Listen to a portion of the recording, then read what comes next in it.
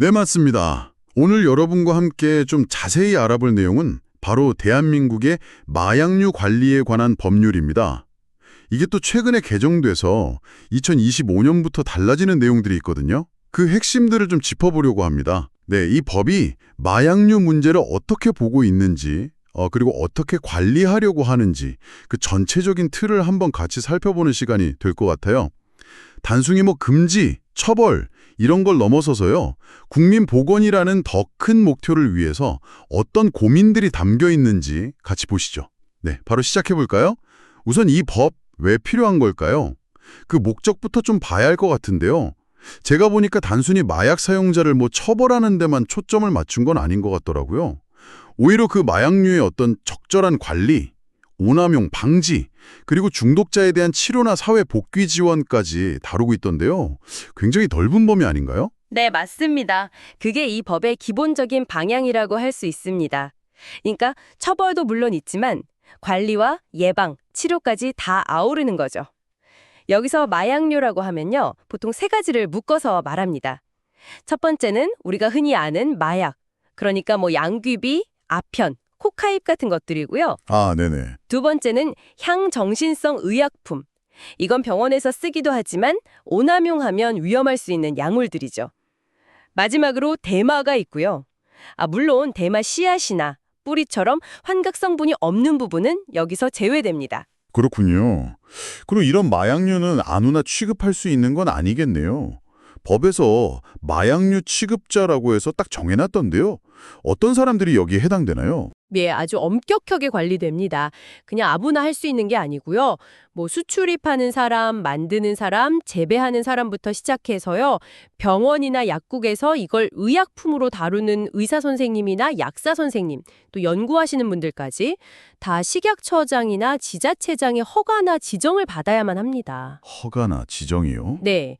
이런 마약류 취급자가 아니면 원칙적으로는 마약류를 다루는 것 자체가 불법이 되는 겁니다. 아, 관리가 정말 중요하군요.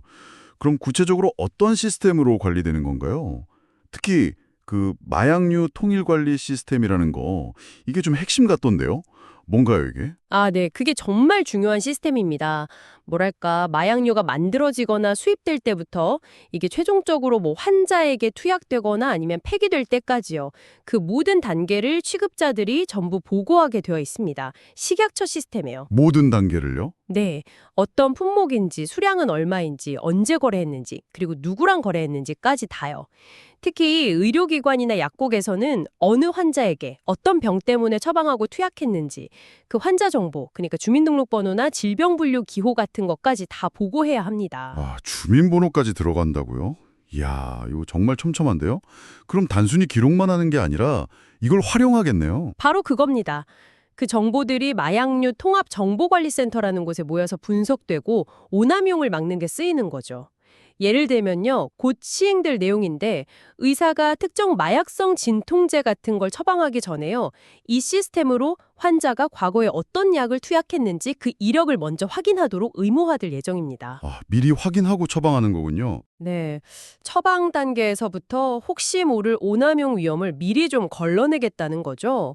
굉장히 적극적인 조치라고 볼 수 있습니다. 그리고 또 아직 법적으로 딱 마약류로 지정된 건 아니지만 좀 위험해 보이는 신종 물질 같은 게 나오면요, 이걸 임시 마약류로 빨리 지정해서 관리하는 그런 제도도 있습니다. 발빠르게 대응하는 거죠. 듣고 보니 처벌이나 관리뿐만 아니라 예방하고 치료하는 쪽에도 상당히 신경을 쓴다는 느낌이 드네요. 특히 청소년들을 대상 예방 교육을 의무화했다는 건 이건 정말 필요한 조치 같아요. 맞습니다. 법에서 아예 국가랑 지자체가 마약류 남용 예방 교육 홍보 열심히 하고 또 중독된 분들 치료하고 사회로 돌아갈 수 있도록 지원해야 한다. 이렇게 책임을 명시하고 있어요. 중독 문제를 그냥 개인의 잘못으로만 볼 게 아니라 우리 사회 전체가 같이 풀어가야 할 보건 문제로 본다는 거죠. 네, 인식이 좀 달라지는 거군요. 그렇죠. 그래서 보건복지부나 시도지사가 치료보호기관이라는 걸 지정해서 운영할 수 있게 했고요. 여기서 중독 판별 검사도 하고 전문적인 치료 프로그램도 제공할 수 있도록 길을 열어둔 겁니다. 그렇군요. 그럼 마지막으로 법에서 이건 절대 안 된다 하고 명확히 금지하는 행위들은 어떤 게 있을까요? 혹시 최근 개정에서 좀 더 강조된 부분이 있나요? 기본적인 건 뭐 당연히 아시겠지만 허가 없이 마약류를 사용하는 거, 키우는 거, 가지고 있는 거, 사고 파는 거, 주고받는 거 다 안 되죠. 근데 주목할 만한 변화가 2025년 7월부터 시행될 내용인데요. 인터넷 같은 데서 마약류를 사라고 이렇게 유인하거나 권유하거나 뭐 알선하는 행위자체도 명시적으로 금지되고 처벌받게 됩니다. 아, 유인 권유 알선까지요? 네, 그리고 마약류 취급자라 할지라도 허가받은 목적 외에는 사용하면 안 되고요.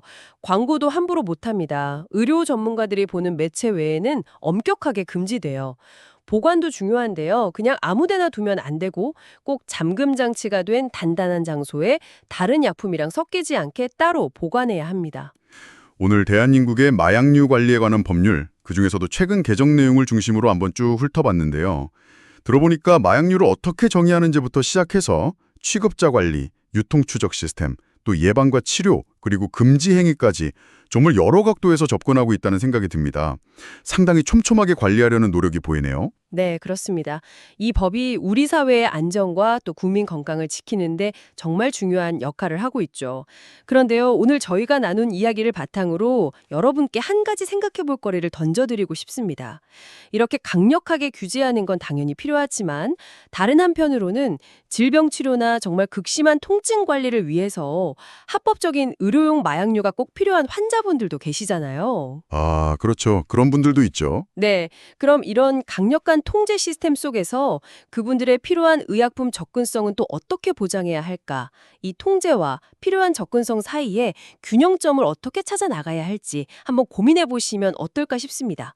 이 질문을 남겨드리면서 오늘 이야기는 여기서 마무리하겠습니다.